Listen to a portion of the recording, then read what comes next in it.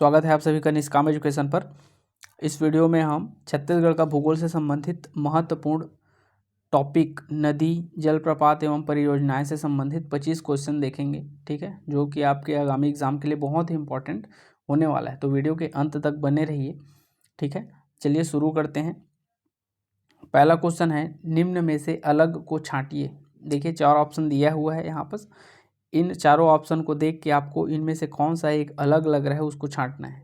ए में दिया है गोपद नदी, बी में दिया है ये रेहन नदी लिखा गया है, ये रिहन नदी है, तीसरा में है बनास नदी और चौथा में है मांड नदी। तो ध्यान से देखेंगे तो आपको पता चलेगा कि ये जो है गोपद नदी, रिहंद नदी और बनास नदी, ये तीनों जो है उत्तर की ओर बहने वाली नदी है, जबकि ये मांड नदी जो है नीचे दक्षिण की ओर आती है। और यह जो है मतलब मांड नदी अपने दक्षिण दिशा में बहती है और ये तीनों नदी जो है उत्तर की ओर बहती है, अपने ऊपर की ओर जाती है सोनगंगा अपवाद तंत्र में। ठीक है, तो अलग को छांटिए बोला है, तो मांड नदी इसका करेक्ट आंसर होगा। ये जो है कहाँ से निकलता है, तो मैन पार्ट से। ठीक है, मैन पार्ट से निकलती है मांड नदी और यह जो है 155 किलोमीटर लंबी है। इसके अलावा ये जो ऊपर के तीनों नदी हैं ये सभी जो है सोनगंगा अपवाद तंत्र का हिस्सा है। ठीक है, अगला क्वेश्चन है, पेजन, चनान एवं सिंदूर किस नदी की सहायक नदी है। पेजन, चनान एवं सिंदूर नदी किस नदी की सहायक नदी है। ऑप्शन ए में है Maniyari, option B Hasdeo, option C Kanhar, option D Rihand. तो इसका करेक्ट आंसर हो जाएगा ऑप्शन नंबर सी, कन्हार नदी की सहायक नदी है पेजन, चनान और सिंदूर नदी। ठीक है, देखिए कन्हार नदी जो है बहुत ही इम्पॉर्टेंट है। यह जो है जसपुर से निकलती है और झारखंड और छत्तीसगढ़ का बॉर्डर बनाते हुए बलरामपुर से होते हुए बहती है और ऊपर जा कर के सोनगंगा अपवाद तंत्र में मिल जाती है। ठीक है, इसी नदी के तट पर जो है डीपर डी नामक स्थान है। ठीक है, जहाँ पर 3 नदियों का संगम होता है। कौन सा, एक तो ये कन्हार, इसके अलावा एक नदी और सूर्या और एक नदी है गलफूला। ठीक है, गलफूला। तो ये 3 नदियों का संगम जो है कहाँ पर होता है, तो डीपर डी नामक स्थान पर, जो कि बलरामपुर में पड़ता है। ठीक है, तो इसको आप याद रखिएगा। और डीपर डी जो है छत्तीसगढ़ में जो है पुरातात्विक स्थल के लिए जाना जाता है। ठीक है, यहीं पर जो है सामंत सरना का शिव मंदिर भी है। ठीक है, सामंत सरना का शिव मंदिर भी यहीं पर स्थित है। अगला क्वेश्चन है, तमूरा नदी किस जिले में प्रवाहित होती है। तो क्या कांकेर जिले में, कोंडागांव में, खैरागढ़ में या इनमें से कोई नहीं। तो किस नदी में प्रवाहित होती है बताइए। तो इसका करेक्ट आंसर होगा option number B, Kondagaon. Kondagaon में जो है तमूरा नदी जो है प्रवाहित होती है। ठीक है, इसके अलावा नारंगी नदी जो है कोंडागांव के माकड़ी तहसील से निकलती है। ठीक है, बढ़ते हैं अगले क्वेश्चन पर। अगला क्वेश्चन है, भुनभुनी जलप्रपात किस जिले में स्थित है। तो देखिए ये जो है कुछ नया लग रहा होगा कई लोगों को। ठीक है, तो भुनभुनी जलप्रपात क्या बस्तर में है, बलरामपुर में है, गरियाबंद में है या फिर महासमुंद में है। तो इसका आंसर है ऑप्शन नंबर ए, बस्तर में स्थित है भुनभुनी जलप्रपात। इसके अलावा बस्तर में है जो जितना भी घूमर जो वर्ड से पड़ता है, जिसके अंत में घूमर वर्ड आता है, जैसे कि महादेव घूमर, तामड़ा घूमर, मांडवा घूमर, ये सभी जो है कहाँ है, तो बस्तर में है। लेकिन मेदनी घूमर अगर बोले, मेदनी घूमर, तो वह जो है दंतेवाड़ा में पड़ जाता है। ठीक है, तो इसका correct answer option number A होगा, भुनभुनी जलप्रपात कहाँ है, बस्तर में है। आते हैं अगले क्वेश्चन पर। अगला क्वेश्चन है, निम्न में से किसे 7 कुंडों वाला जलप्रपात कहा जाता है। तो क्या 7 धारा जलप्रपात को, 7 देवधारा जलप्रपात को, देवधारा जलप्रपात को या लंकापल्ली। देखिए 7 देवधारा और 7 धारा तीनों अलग अलग है और तीनों अलग अलग जिले में मौजूद है। ठीक है, तो इसका करेक्ट आंसर होगा इस क्वेश्चन का ऑप्शन नंबर डी, लंकापल्ली गुफा को जो है, जो कि बीजापुर में स्थित है, इसे ही 7 कुंडों वाला जलप्रपात कहते हैं, क्योंकि यह 7 अलग अलग कुंडों से होते हुए बहकर नीचे गिरती है। देवधारा जलप्रपात कहाँ है, तो ये आपका है गरियाबंद में। ठीक है, गरियाबंद में है। 7 देवधारा जलप्रपात जो है वह है महासमुंद में। वहीं 7 धारा जलप्रपात की बात करें तो कई ठो बुक में इसको जो है बीजापुर ले लेता है और कई ठो बुक में इसको दंतेवाड़ा, आप दंतेवाड़ा मानिए, क्योंकि अधिकतर बुक में जो है इसको दंतेवाड़ा दिया रहता है। ठीक है, बढ़ते हैं अगले क्वेश्चन पर। अगला क्वेश्चन है चुंडी घाट में निम्न नदियों का संगम है। देखिए आप पेन और कॉपी लेके बैठिएगा वीडियो देखते समय, जो भी नया लग रहा है आपको अपने नोट्स में इसको ऐड कर लीजिएगा, ठीक है। तो चुंडी घाट में किन नदियों का संगम होता है? क्या कांगेर, मुनगाबहार और हिनार नदी का, इंद्रावती, मारकंडी और अंजार नाला का, आमनेर, मुस्का और पिपरिया नदी का, या फिर गलफूला, सूर्या और कन्हार का? तो देखिए ऑप्शन नंबर डी देखने से, इसको तो हम पहले क्वेश्चन में ही चर्चा किए हैं, ये जो है ऊपर की ओर है अर्थात जसपुर में है। तो ये जो है चुंडी घाट नहीं, ये तो है डीपर डी नामक स्थान पर मिल रहा था, ठीक है। आमनेर, मुस्का, पिपरिया ये जो है खैरागढ़ में बनाता है संगम, ठीक है। वहीं इंद्रावती, मारकंडी और अंजार नाला अर्थात ऑप्शन नंबर बी इसका करेक्ट आंसर होगा। बात करें ऑप्शन नंबर ए की, तो कांगेर और मुनगाबहार तो ये दोनों नदी हैं, लेकिन हिनार नदी किसी प्रकार की कोई नदी नहीं है, ठीक है। आते हैं अगले क्वेश्चन पर। 7वां क्वेश्चन है छत्तीसगढ़ का प्रथम बैराज निम्न में से कौन सा है? तो क्या रुद्री पिकअप, तांदुला जलाशय, हसदेव परियोजना या गंगरेल बांध? तो देखिए यहाँ पर जो है रुद्री पिकअप वियर आपका आंसर होगा। छत्तीसगढ़ का प्रथम बैराज बोला जाए तो रुद्री पिकअप वियर को लेता है। यह जो है 1912 में बनना शुरू हुआ था और 1915 में बनकर तैयार हो गया था। ये जो है छत्तीसगढ़ का प्रथम बैराज है। लेकिन आपको अगर ऐसा बोला जाए क्वेश्चन में कि छत्तीसगढ़ का प्रथम परियोजना कौन सा है, छत्तीसगढ़ का प्रथम परियोजना कौन सा है, तो आपका करेक्ट आंसर होगा तांदुला जलाशय, ठीक है। तांदुला जलाशय जो है 1913 में बना था। ये जो है छत्तीसगढ़ का प्रथम परियोजना है, जबकि छत्तीसगढ़ का प्रथम बैराज बोले तो रुद्री पिकअप वियर है, ठीक है। दोनों में जो है थोड़ा सा ही अंतर है। परियोजना को भी बैराज बोल सकते हैं, लेकिन इसमें जो है आयोग जो है ऐसे ही आंसर ले चुका है कई बार, ठीक है। तो आप इसको ध्यान रखिएगा। आते हैं अगले क्वेश्चन पर। अगला क्वेश्चन है Bodh Ghat hydro power project में कितने मेगावाट विद्युत का उत्पादन किया जाता है? क्या 120 मेगावाट, 300 मेगावाट, 125 मेगावाट या 500 मेगावाट? देखिए सबसे पहले जब बनना शुरू हुआ था तो इसमें जो है 500 मेगावाट बोला गया था, फिर बाद में इसको 300 मेगावाट किया गया, लेकिन अभी वर्तमान में इसमें 125 मेगावाट विद्युत का उत्पादन किया जाएगा ऐसा बोला गया है, ठीक है। आप लोग बहुत लोग जो है 300 मेगावाट को आंसर लगाए होंगे, लेकिन इसका correct answer option number C है, 125 मेगावाट होगा, ठीक है। इसको आप याद रखिएगा और इसको ऐड कर लीजिएगा, उसको 300 को काट के 125 लिख लीजिएगा। आते हैं अगले क्वेश्चन पर। अगला क्वेश्चन है इनमें से कौन सा कथन सही नहीं है? तो ऑप्शन ए में दिया है पेंड्रा वन परियोजना का नामकरण लखनलाल मिश्र के नाम पर किया गया है, यह तो एकदम करेक्ट है। दूसरा है महानदी परिसर की स्थापना 1979 में विश्व बैंक की सहायता से की गई थी, ये भी एकदम करेक्ट है।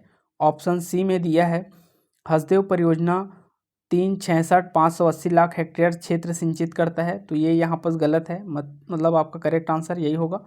ऑप्शन डी में देख लेते हैं छत्तीसगढ़ का सबसे ऊंचा बांध गंगरेल बांध है, तो ये भी ऊंचा बांध बोला है, तो ये भी आपका गलत हो जाएगा, ठीक है। इसमें जो है ऑप्शन को, दो ठो ऑप्शन को जो है क्या कर दिया है, गलत ले लिया है, एक ठो को लेना था। देखिए ये जो गंगरेल बांध है वह ऊंचा बांध नहीं है, जबकि यह जो है एक प्रकार से हमारे छत्तीसगढ़ का सबसे लंबा बांध है, ठीक है।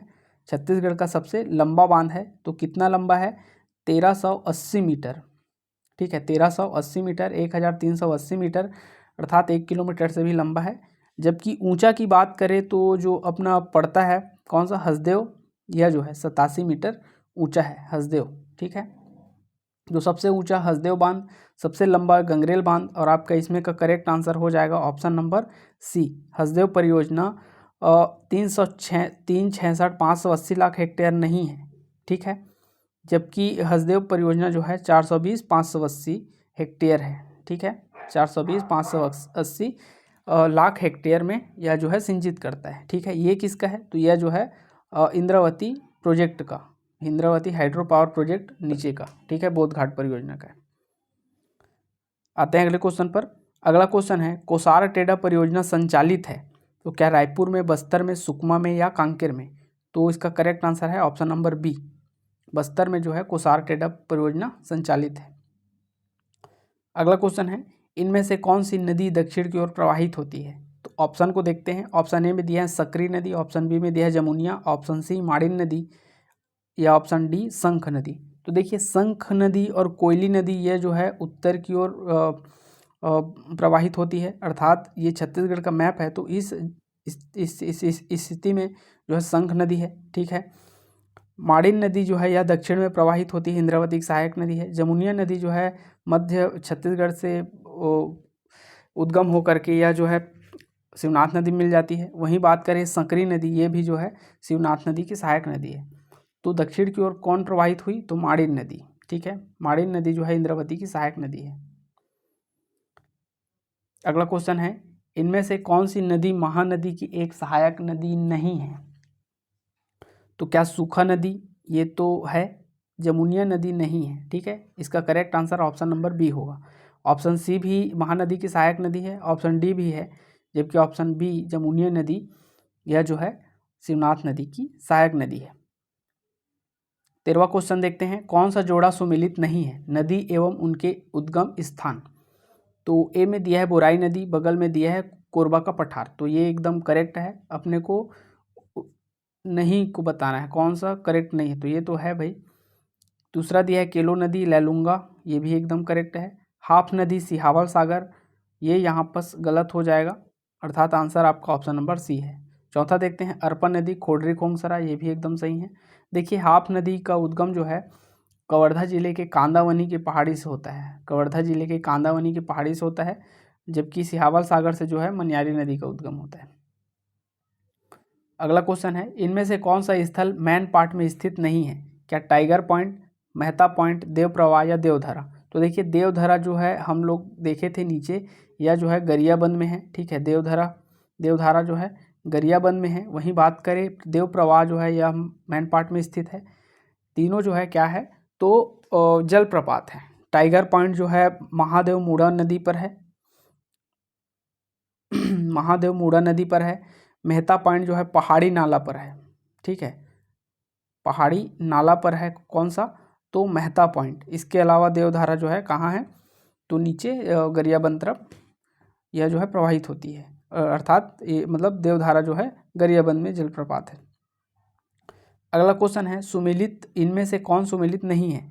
नीमगांव जलप्रपात, जसपुर, यह एकदम करेक्ट सुमेलित है। ऋषिझरन जलप्रपात महासमुंद, जी नहीं, महासमुंद में नहीं है। ये कहाँ है? तो गरियाबंद में है। ठीक है, मेदिनी घूमर दंतेवाड़ा करेक्ट है। तांबड़ा घूमर बस्तर, ये भी करेक्ट है।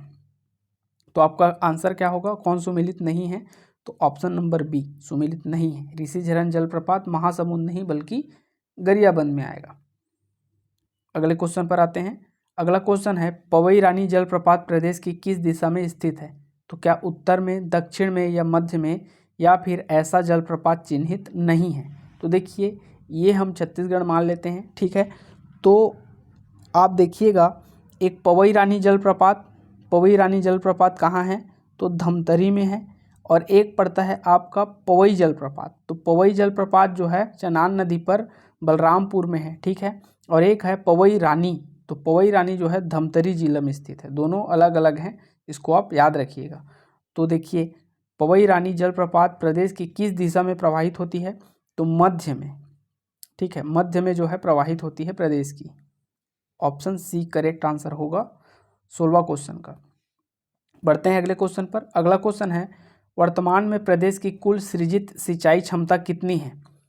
तो इसका करेक्ट आंसर है option number B 21.43 lakh hectare. ठीक है, यह जो है वर्तमान में जो है इतना सृजित सिंचाई क्षमता है हमारे यहाँ। ठीक है, जब छत्तीसगढ़ राज्य बना था उस समय 13.28 लाख हेक्टेयर था, और वहीं जो है अभी वर्तमान में देखें तो 8.19 लाख हेक्टेयर की इसमें वृद्धि हो गई है। ठीक है, अगले क्वेश्चन पर आते हैं। अगला क्वेश्चन है, शुद्ध सिंचाई संसाधन में सर्वाधिक हिस्सा किसका है? क्या नहर एवं जलाशय का, नलकूप का, तालाब का या कुआं का? तो देखिए नहर एवं जलाशय का हमेशा % जो है अधिकतर रहा है। यहाँ पर शुद्ध बोला है, इसलिए इसका करेक्ट जो डिजिट होगा वो क्या होगा? तो नहर से और जलाशय से जो है 56% हम लोग जो है सिंचाई करते हैं। नलकूप से जो है 41% करते हैं। इसके अलावा तालाब से हम लोग जो है 1.5% कर रहे हैं और कुआं से हम लोग 0.3% हम लोग जो है सिंचाई कर रहे हैं। ठीक है, शुद्ध में बोल रहे हैं ना। अगर बोला जाए कुल सिंचाई संसाधन में जो है सर्वाधिक, तो नहर एवं जलाशय का 52% आता है, जबकि नलकूप का जो है 29% आता है। ठीक है, अगले क्वेश्चन पर आते हैं। अगला क्वेश्चन है प्रदेश की शुद्ध सिंचित क्षेत्र प्रतिशत में बताइए। तो देखिए यहाँ पर फिर शुद्ध, देखिए शुद्ध का मतलब क्या होता है, एक होता है शुद्ध शब्द और एक होता है नीरा शब्द। शुद्ध और नीरा शब्द का मतलब होता है कि एक बार बोया गया कोई भी फसल है उसको शुद्ध बोलते हैं। ठीक है, अर्थात एक साल में केवल एक बार फसल को लिया जाना, तो उसको बोलते हैं शुद्ध या नीरा सिंचित क्षेत्र। तो ऐसा कितना है, कितना प्रतिशत है उसको पूछा है, तो इसका करेक्ट आंसर हो जाएगा ऑप्शन नंबर सी, 35%। ठीक है, 38.75%। ये जो है हमारे छत्तीसगढ़ में ओवरऑल सिंचाई क्षमता कितनी है, तो इतना है 38.75। अगर शुद्ध सिंचित क्षेत्र की बात करें तो 35 है। ठीक है, वहीं बात करें अगर सुनिश्चित सिंचाई क्षमता की, तो हमारे यहाँ सुनिश्चित सिंचाई क्षमता है कितना, 36%। देखिए वर्ड को ध्यान दीजिएगा, सुनिश्चित सिंचाई क्षमता बोले तब 36 है, शुद्ध बोले तो 35 है, कुल बोले तो 38 है, और एक वर्ड और आ जाता है इसमें क्या, तो फसल बोया गया, कितना में फसल बोया गया है उसके अनुसार बोलेगा, तो फसल बोने के अनुसार बोलेगा तो 37% है। ठीक है, चारों अलग अलग डिजिट है ना, याद रखिएगा। बढ़ते हैं अगले क्वेश्चन पर। अगला क्वेश्चन है राज्य में स्थापित स्टॉप डैम की संख्या कितनी है। तो इसका करेक्ट आंसर हो जाएगा ऑप्शन नंबर ए, 806। राज्य में जो है 806 स्थापित स्टॉप डैम की संख्या है। 38 क्या है, तो मध्यम सिंचाई परियोजना है वर्तमान में। 30 क्या है, तो 30 जो है नलकूप परियोजना है। वहीं बात करें वर्तमान में सूक्ष्म परियोजना जो है 2477 है। आते हैं अगले क्वेश्चन पर। अगला क्वेश्चन है प्रदेश का सबसे बड़ा पशु बाजार स्थित है। तो ऑप्शन ए भैंसा थान रायपुर में जो है प्रदेश का सबसे बड़ा पशु बाजार स्थित है। वहीं बात करें प्रदेश का सबसे पुराना प्राचीन पशु बाजार कहाँ है, तो रतनपुर में स्थित है। ठीक है, अगले क्वेश्चन पर आते हैं। अगला क्वेश्चन है इनमें से कौन सा एक वृहद सिंचाई परियोजना के अंतर्गत शामिल नहीं है। तो सीकासार ये तो है भाई, खूटाघाट जलाशय भी है, खारंग जलाशय बोलते हैं जिसको, कोडार को जो है वीर नारायण सिंह परियोजना कहते हैं, ये भी है। जबकि ये जो है ऑप्शन नंबर डी सोंढूर परियोजना सोंढूर नदी पर धमतरी जिले में है, यह जो है इसमें शामिल नहीं है। ठीक है, तो यही आपका करेक्ट आंसर होगा। अगला क्वेश्चन है प्रदेश का प्रथम बहुउद्देशीय सिंचाई परियोजना कौन सी है। तो क्या मिनी माता परियोजना है, रविशंकर जलाशय है, केलो वृहद परियोजना है, या इनमें से कोई नहीं। तो आपका करेक्ट आंसर हो जाएगा ऑप्शन नंबर ए, प्रदेश का प्रथम बहुउद्देशीय, अर्थात बहुत सारे उद्देश्यों के अनुसार जो है जिस सिंचाई को जो है क्या किया गया था, तो इसका निर्माण किया गया था, तो वो मिनी माता हसदेव बांगो परियोजना है, जो कौन से राज्य में कौन से जिले में स्थित है, कोरबा जिले में स्थित है, हसदेव नदी पर है। ठीक है, कब इसका निर्माण किया गया था, तो 1967 से लेकर के इसको शुरुआत की 1967 में, और 2011 में यह जो है पूर्ण हुआ। ठीक है, अगले क्वेश्चन पर आते हैं। अगला क्वेश्चन है किंकारी परियोजना किस जिले में निर्मित है। तो क्या रायगढ़ में है, सारंगढ़ में है, मुंगेली में है, या कवर्धा में है। तो इसका करेक्ट आंसर होगा ऑप्शन नंबर बी, सारंगढ़ में जो है किंकारी परियोजना है। इसके अलावा जो है केदार परियोजना है। ठीक है, बढ़ते हैं अगले क्वेश्चन पर। अगला क्वेश्चन है उत्पला नदी किस नदी की प्राचीन नाम है। तो देखिए आपको बताना है उत्पला किस नदी की प्राचीन नाम है। तो क्या हसदेव, खारून, अरपा, या फिर सबरी। तो उत्पला पहले बोलते थे, या ऑप्शन ई में दिया है इनमें से कोई नहीं। तो देखिए option E is the correct answer होगा इसमें। ठीक है, इनमें से कोई नहीं। देखिए उत्पला जो बोलते थे वह तेल नदी को कहते थे। ठीक है, तेल नदी को, जो गरियाबंद देवभोग से प्रवाहित होकर के उड़ीसा में महानदी से मिल जाती है, ये तेल नदी का प्राचीन नाम उत्पला नदी है। हसदेव का नाम जो है हस्तुसोमा, प्राचीन नाम हस्तुसोमा है। वहीं खारून की बात करें तो खारून का प्राचीन नाम जो है कुमु है। ठीक है, क्या मैंने बोला? कुमु कुमु। अरपा की बात करें तो अरपा का प्राचीन नाम जो है क्रीपा है, ठीक है। वहीं बात करें अगर सबरी की, तो सबरी का जो है कोलाब नदी कहते हैं। इसके अलावा सबरी को जो है एक और नदी जो कि है मालिनी नदी के नाम से भी जाना जाता है, ठीक है। तो इस प्रकार आप इसको जो है, जो नहीं जानते हैं उसको आप इसको कॉपी में नोट कर लीजिए अपने नोट्स में, ठीक है। तो इस प्रकार आपके जो 25 बहुत ही इंपॉर्टेंट क्वेश्चन हैं। देखिए ये क्वेश्चन लगते हैं सिंपल, लेकिन एक्चुअल में जो है जब पेपर का प्रेशर रहता है तो सिंपल क्वेश्चन भी क्या हो जाता है, बहुत ही मुश्किल हो जाता है, ठीक है। इसलिए जो है ऐसे तैयार किया जाता है। ये उतने भी सिंपल नहीं है, और जिनको लगता है वो टेस्ट लगा के देख सकते हैं, ठीक है। आप कमेंट करके बता सकते हैं आपका कितना आया है, उसके अनुसार हम लोग जो है इसका लेवल को भी बढ़ा सकते हैं। वीडियो के अंत तक बने रहने के लिए बहुत बहुत धन्यवाद आप सभी का। मिलते हैं अपने अगले वीडियो में।